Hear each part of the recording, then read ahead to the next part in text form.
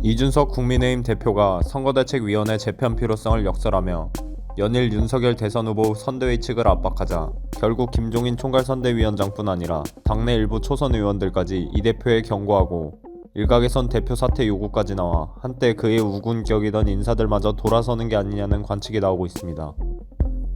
상임 선대위원장직을 내던지고 나왔으면서도 이른바 윤핵관을 배제하는 선대위 재편의 사활을 건 채 윤석열 후보를 직격하는 발언도 불사해온 이준석 대표의 거침없는 행보에 곳곳에서 우려의 목소리가 높아지고 있습니다. 더구나 민주당에선 결선 갈등을 빚었던 이낙연 전 대표가 선대위에 합류해 지난 27일 국가비전 통합위원회 출범식에 공동위원장으로 함께하며 이재명 민주당 후보를 공개적으로 돕기 시작하고 정세균 전 국무총리도 28일 이 후보의 후원 회장을 맡는 등 원팀 기조를 점점 강화해 나가는 데 반해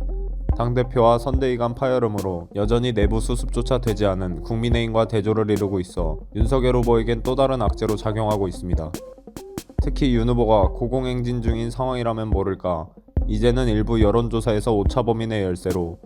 데드크로스 되는 국면까지 이른 지경임에도 원팀 결속은커녕 난 윤석열 후보에게 알랑거려서 정치하려고 했다면 1차 울산 합의도 없었다거나 자신을 선대위로 다시 부르려면 윤 후보가 자존심상 도저히 하기 어려운 행동들을 해야 할 것이라고 발언하는 등 민생과는 상대적으로 무관한 당내 주도권 문제를 놓고 후보와의 신경전이 끊이지 않고 있어 윤 후보 지지율 하락을 더더욱 부채질하고 있습니다. 급기야 이 대표는 가장 중요한 대선도 끝나지 않은 판국에 내년 6월 지방선거 준비를 위해 2월부터 기획에 들어가겠다는 구상을 밝히는 등 마이웨이 행보를 이어가고 있는데 보다 못한 윤 후보가 지난 27일 누구도 제3자적 논평가나 평론가가 돼선 곤란하다고 지적했지만 도리어 이 대표는 같은 날 자신의 페이스북을 통해 당대표가 당을 위해 하는 제언이 평론 취급받을 정도면 언론은 막혔다는 인상을 줄 수 있다고 맞불을 놨습니다.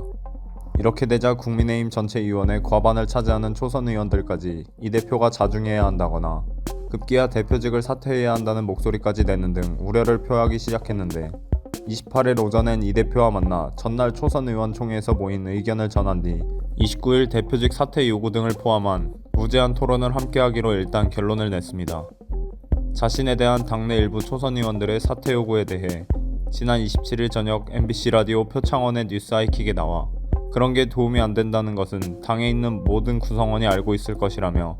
초선 의원들이 당의 절반을 넘기 때문에 굉장히 스펙트럼이 다양해 어떤 주류적 의견이 있지 않았다고 상황을 과소평가했던 이 대표는 28일 국회의원 회관에서 지역균형 발전 모색 정책 토론에 참석한 뒤엔 전과 달리 저는 사퇴 요구 목소리 등 그런 것들에 대해선 상당히 관대하다. 이런 것이 민주주의라는 온도차 있는 반응을 내놨습니다.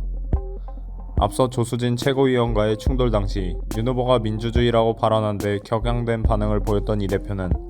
정작 자신에게 사퇴를 요구하는 목소리에 대해선 자신이 지적했던 윤 후보와 비슷한 반응을 보인 셈인데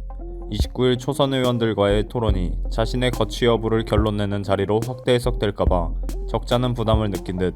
일부 언론에서 끝장 토론으로 묘사됐던데 당대표와 초선 의원들이 당 행보를 두고 건설적 토론하는 좋은 문화가 되길 바란다고 강조하기도 했습니다.